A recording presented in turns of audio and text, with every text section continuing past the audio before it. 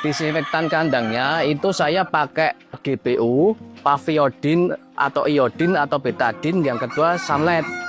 Dengan dosisnya 1,5 liter itu 3 mili GPU, terus 0,5 sabun sunlight.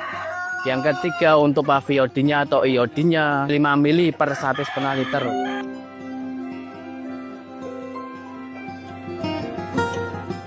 Assalamualaikum warahmatullahi wabarakatuh. Selamat pagi. Perkenalkan, nama saya Hesnu Mahirmawan. Kegiatan saya atau usaha saya adalah peternakan atau budidaya ayam kampung. Alamat di Dusun Pelem Sewu, RT 7, Pangungharjo, Sewon, Bantul. Awal mula saya berternak ayam kampung unggul adalah dikarenakan dari populasi yang cepat dan produksivitas telurnya banyak. Kenapa saya memilih itu? Yang pertama, saya pengen mempunyai income dari harian, mingguan, dan bulanan. Dari harian kita bisa jual telurnya, dari mingguan kita bisa jual DOC-nya, yang bulanan kita bisa jual kuletnya atau calon indukannya. Untuk saat ini saya masih bekerja salah satu perusahaan swasta yang berkantor di Jakarta, dan salah satu usaha ini adalah sampingan, tapi bisa jadi pokok kalau kita bisa mempunyai ilmu dan tekun. Yang pertama harus cinta ayam dulu. Mencintai hewan atau peliharaan kita itu salah satu kunci bagaimana kita bisa melestarikan atau membudidayakan peternakan itu tersebut. Dari rasa cinta, dari kasih sayang, nanti ayam itu nyaman sama kita, memberikan hasil yang maksimal. Untuk membagi waktu sendiri, kita gantung kita sendiri. Mau tekad kita sendiri, tujuan awal kita sendiri, niat awal kita bagaimana. Kalau niat saya kan pengen mempunyai income sampingan dari yang tadi saya sebut, mingguan, harian, mingguan, dan bulanan. Itu jadi pegangan saya, bisa membagi waktu antara kerjaan saya yang bisa tetap fokus, usaha saya tetap jalan, dua-duanya bisa beriringan. Awal mulanya saya dulu franchise Mas Roti John yang panjangnya 1 meter atau 2 meter itu, Mas. Itu saya mempunyai sekitar 7 outlet, dengan satu outletnya kurang lebih itu 60 jutaan lah dari tempat dan sebagainya itu. Tapi ternyata dari franchise dan pengalaman usaha itu penting ya. Itu saya bangkrut di umur usaha setahunan lah, nggak panjang sih, bener-bener habis dari nol, minus malah habis berapa ya, kurang lebih saya rugi sekitar 600 jutaan, Mas. Terus saya mikir-mikir, ini saya harus bangkit, kalau kayak gini nggak bisa. Ternyata terus awal mula saya ternak kalkun, kok pakai pakan hijauan ya harus cari-cari di sawah dan sebagainya. Karena saya kerja nggak bisa membagi waktu itu. Ternyata terus saya buka-buka, baca-baca literasi, literatur, dapatlah KUB. Awalnya saya KUB, Mas. KUB saya beli 5 paket induan. Berjalannya waktu, terus ada Elba juga, terus ada Kuntara juga. Tapi berjalannya waktu jadi paham, segmen ayam itu sendiri-sendiri. Dari Elba kan petelur, untuk KUB, Kuntara itu diguna pedaging bisa, petelur bisa. Nanti segmennya mau ke arah mana. Kalau bisa ya kita sebagai pembudidaya ya, kalau kita udah kampung unggul ya sebisa mungkin kita harus menyediakan beberapa jenis. Tujuannya kenapa? Banyak konsumen yang datang itu kadang pengennya cari Elba, Kuntara, KUB, itu kan bermacam-macam segmen customer-nya. Maka kita menyediakan dari 3 jenis itu untuk sementara di kandang saya. Untuk potensi sendiri, karena saya background saya seorang marketing, saya analisa dari segi pasar. Karena telur ayam itulah sumber gizi, sumber protein utama di rumah tangga. Beda dengan usaha dulu saya yang cuma musiman. Ini saya yakin nggak musiman. Kenapa? Untuk sumber protein di rumah tangga atau di rumah-rumah itu pasti ada telur, membutuhkan telur. Pertama, ayam, daging. Jadi telur sendiri memilihnya kebanyakan untuk anak-anak, untuk masa pertumbuhan anak itu pasti yang telur kampung, karena dari protein, dari omeganya itu banyak. Makanya saya berpikir, tak analisa, ini pasti nggak musiman, ini pasti dari segi pasarnya bisa menyerap banyak gitu, Mas. Untuk analisa pasarnya, ternakan saya juga nggak punya basic ya kan, asal beri indukan 5, terus berjalannya waktu kok sering sakit, terus amonia naik, nafsu makan turun. Akhirnya saya juga cari-cari referensi, tanya-tanya teman, dapatlah dari metode dari air minum, disinfektan kandang, terus pakannya dari Prof. Ilyas. Saya terapkan dari itu, Mas. Makanya Mas tahu sendiri kan untuk kandang saya nggak ada amonia, sekam kering, nggak ada lala, dan nggak bau. Itu sih salah satu kunci utama peternak, itu harus memperhatikan dari segmen sanitasi atau kebersihan kandang. Untuk penerapan dari ilmu Prof. Ilyas tersebut, itu yang pertama kita dari air minum, Mas. Karena kita tanpa sadari, air minum dari sumur itu kita nggak tahu bakteri E. coli itu salah satu sumber penyakit pada unggas. Makanya Prof. Ilyas itu menerapkan untuk air minum steril. Steril nggak harus mahal. Cukup kita menyediakan backlin dengan dosis dan aturan yang sudah ditentukan, itu nggak bakal mati, malah membawa manfaat yang bagus untuk ayam. Kalau dosis itu 1 ember cat 20 liter, itu 1 tutup botol backlin atau 2 mili. Itu caranya diendapkan dulu selama 4 jam, baru dikasih minum ayamnya. Nanti kalau sudah selama 3 hari cadangan di tampungan ember itu masih, ya dibuang. Nanti kita buat baru lagi, maksimal untuk 3 hari. Itu untuk air minumnya. Nah, untuk air minum sendiri kenapa harus steril? Itu kan pertama untuk menghilangkan bakteri E. coli. Nanti kedua, ayam jadi sehat. Yang ketiga, nanti amonia yang dihasilkan ayam itu tidak banyak bakteri. Jadi alas sekam yang ada di kandang itu tidak ada bakteri dan tidak bau. Itu kan salah satu kunci dari kenapa harus pakai kalau saya wajib pakai air steril untuk air minum. Disinfektan kandangnya itu saya pakai GPU, Paviodin atau iodin atau betadin. Yang kedua sunlight. Dengan dosisnya 1,5 liter itu 3 mili GPU, terus 0,5 sabun sunlight. Yang ketiga untuk paviodinnya atau iodinnya 5 mili per 1,5 liter. Nah, untuk penggunaannya nanti pertama campurkan antara GPU dan sunlight itu di air 250 liter dulu, 250 mili. Nanti dicampur biar rata, baru kasih iodin, kasih 1,5 liter, baru semprotkan dari pertama muka ayam. Faktor utama itu muka ayam. Kenapa muka ayam? Pertama, fungsi GPU itu melegakan di pernafasan ayam. Yang kedua, kombinasi antara iodin, antiseptik, dan sabun sunlight tadi kan juga antiseptik juga, itu bisa membunuh kuman-kuman yang ada di mulut ayam, di lendir saluran pernapasan. Yang kedua, di kandang sendiri tubuh ayam kan juga banyak kutu, terus sekamnya juga banyak kuman. Nanti disemprot itu kalau kondisi normal itu seminggu bisa 2 kali, Senin atau Kamis kalau saya. Nanti kalau kondisi hujan itu bisa seminggu 3-4 kali. Kalau kondisi hujan, dosis GPU-nya saya naikkan, tambah. Biasanya tadi 5 mili, 10 mili per 1,5 liter. Tujuannya buat apa? Biar badan anget. Kedua, tidak digigit nyamuk, begitu, Mas. Jadi kadang kan dari ayam tersendiri banyak terserang nyamuk. Kadang tahu-tahu lumpuh, itu bisa dari nyamuk. Kalau kandang saya nggak ada jaring-jaring dan sebagainya, tapi untuk kunci utama saya ternak yaitu dari steril air minum. Yang kedua, disinfektan kandangnya harus benar-benar ketat, harus benar dari tertib.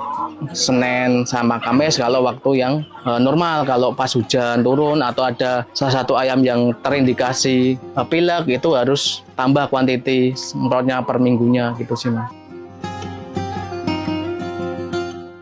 Untuk terapan itu, untuk air minum dan disinfektan kandang dari betadin, sunlight, dan iodin itu, untuk DOC saya juga wajib untuk air minum steril. Yang kedua, umur seminggu itu udah bisa disemprot untuk disinfektan kandangnya tersebut.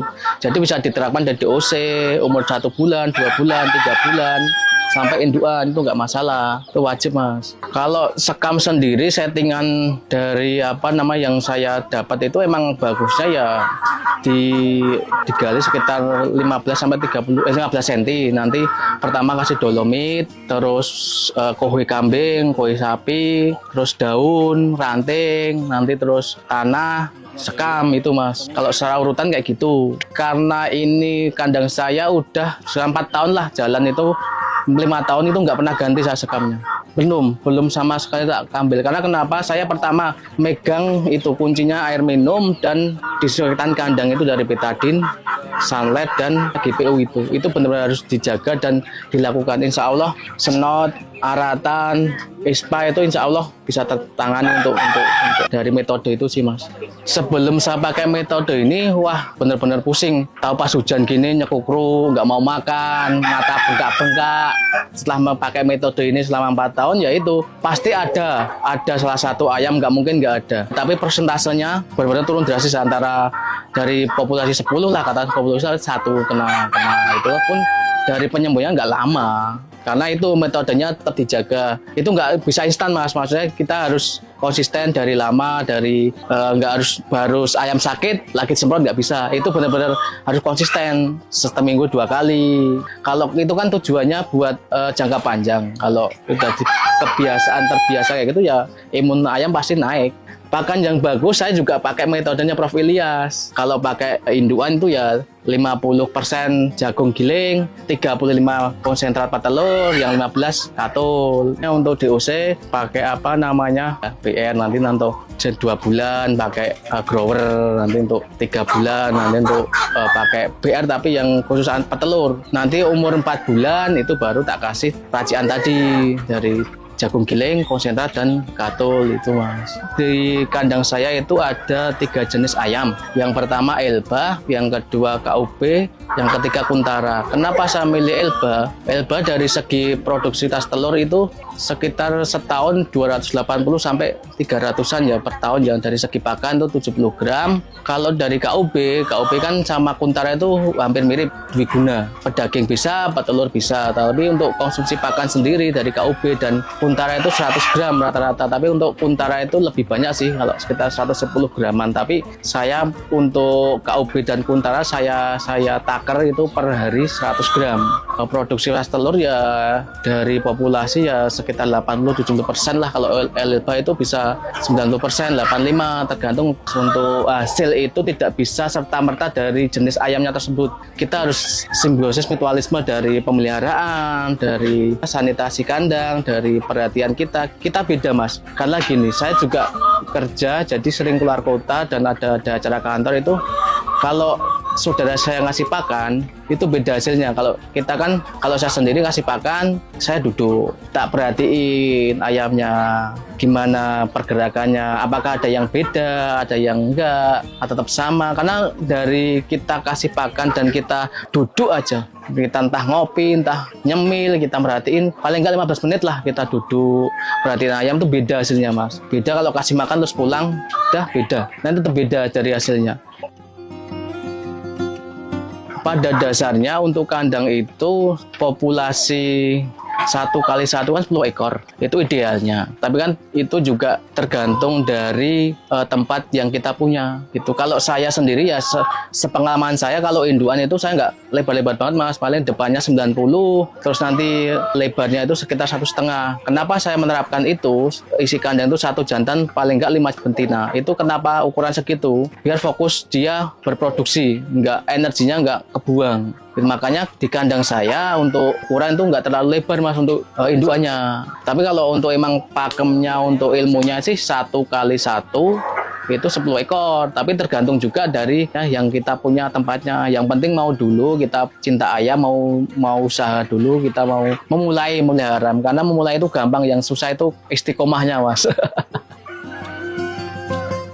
Kalau dari segmen pasar itu saya pertama itu saya posting di media sosial. Kadang-kadang juga belum sampai ke posting aja teman-teman udah ngambilin. Yang penting satu sih Mas, kita juga namanya kita punya usaha itu pasti ada orang yang pengen dan mempunyai niat memelihara. Kita juga jangan katakanlah kita menjual itu jangan terlalu tinggi, yang penting sama-sama jalan. Ibaratnya diambil teman juga, harganya juga jangan sama kita ke customer. Yang penting kita barang kita cepat keluar, teman kita juga dapat perantara dari teman-teman, dapat rezeki juga sih Mas.